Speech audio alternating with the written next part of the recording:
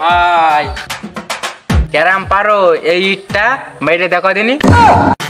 এই ইট এ আমার পক্ষে কোনো ব্যাপারই না, কোনো ব্যাপারই না। আমার মায়ের বাবার একার দই কি।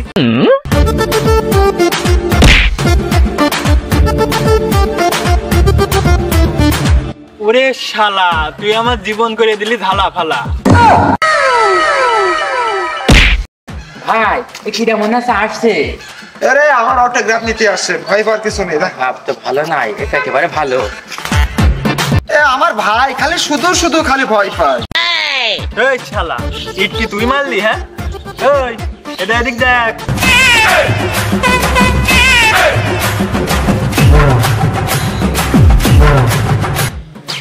ও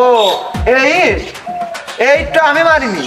আমার এক ভাই আছে, সে বলে সব জায়গায় ইট মারতে পারে, তার বলে কিছু হয় না। কইছে কই? সে সব পারে। হ্যাঁ এমনি গেল, দেখো দেখো দেখো, ওরা একা ধরে ফেসোকা দাও, যাও ফেসোকা দাও।